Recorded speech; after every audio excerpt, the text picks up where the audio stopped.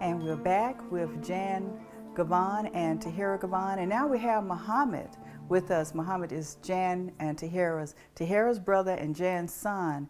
And Muhammed, I want you to just take a minute and tell us a little bit about yourself, because this is the first time I've really gotten a chance to talk with you and you're not standing from afar or walking through the house when I come over to visit. So tell me a little bit about yourself. Well, my name is Muhammed Abdulla. I live here in Birmingham. I'm 40 years old, and you know, we kind of see each other in passing when I'm at my mom's house. I know. It's a pleasure to be here. I appreciate you having us.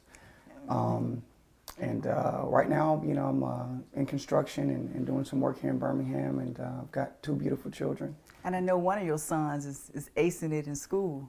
Yeah, he's doing great. He got all the trophies one time at an award ceremony that they had at school. Were you there? Yes, I was. You were? Looking Okay. like a hoodlum trying to be a bum. This is the first time you ever seen me with my face Well, on. no, you're always beautiful, but you're extra beautiful today. Well, so. thank you so very much. I appreciate it. I'm going to take that compliment and run with it at my age, you know. No, But, you know, the reason I have you here today, Muhammad, and I know I got a little close to you on that, is I wanted to talk to you with your mother and your sister to talk about what life has been like for you since the death of your brother, and since your mother's accident, and Jan living with Tahiera living with sickle cell anemia. But what has it been like for you? Because you've been a silent voice every time I've come around. I haven't had an opportunity to talk to you. Okay, well, again, I appreciate the opportunity. It's just, you know, it's been rough. I was speaking to somebody a little bit earlier about my brother, and there's really not a day that goes by that I don't think about him.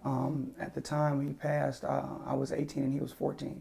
So we were close, you know, in age, and, you know, when we were close, you know, as a family. And it's just kind of like, you know, there's always a void that's there. Over time heals, but it doesn't heal completely. At least it hasn't for me, or I think my family. And, you know, there's always, you know, something missing whenever we're taking, you know, family pictures or do anything as a family. You know, there seems to be, you know, regardless of how many, you know, family members are around, even if it's extended family. It seems like there's a hole. Yeah, there's hole always missing. something that that just, you know, isn't complete.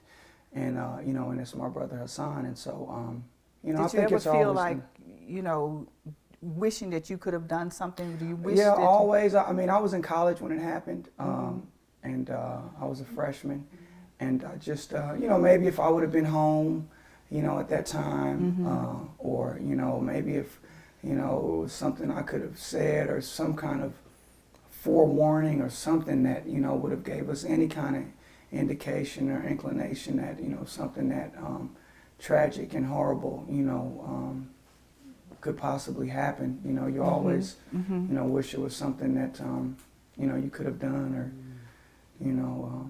But you know what, you're not only just dealing with that, but you're also dealing with Tahiera with sickle cell. Right. How does that affect you? Well, you know, we're close too as well, and you know, we're further apart in age. You know, I'm about 19 or 20 years older than my sister. Almost old enough to be your dad. I am old enough to be your dad. I am, and I tell her that sometimes. But when she's mouthing off a little bit, you have to let her know. We had a little sibling rivalry sometimes, but you know, you know, my sister's a very strong young lady, and you know, sometimes she and I we don't really talk about it, but I have a lot of respect for her. Wow. And I know she's. It's good for her to know that now. Right. Yeah. And you know, I know she's dealing with a lot, and she's, you know, and with my mom's accident, and Tahiera was actually in the car when it happened. The whole family was together, and my other sister Tajma, Tahiera, my stepfather, and my mom, they were all in the car. And if you when the accident happened, right? So you're talking about the accident now, right? And so she, you know, Tahiera went through the accident as well firsthand. You know, she was, you know, she was. I didn't know that, Tahiera. Yeah, she was a passenger in the car. She was maybe just about one. Not even one yet. Not even one. About 10 in a months car or something. seat. Yeah. So you've been growing up all your life with this. Yes. You know. She knows me no other way. Yeah. That must be. This is a very powerful and moving life story. And that's why it was important for me to let you know, Muhammad, that you all are the star of the show today for me. You know, not only for me, but your story is reaching out way beyond these walls. And that's why I want to do this show, Living True and Truly Living, is for stories like yours to reach beyond the walls of my home and to be able to say to people, even though we're sitting here today to probably eat a little food together and share some talk together, your story is reaching out beyond these walls to maybe thousands of others that needed to hear your story. Right.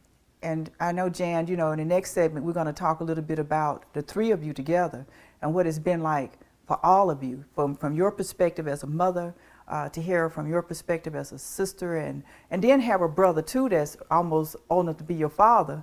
And then Muhammad, you know, it not only was your mother, but your father was also injured in a very critical way. Right. Also, and you know, so the two of them, to see the two of you together is incredible to me. You know, and I just see you just going on living life. And that's what we're going to talk about in the next segment. I'm looking forward to seeing you in just a minute, okay? Right after this commercial.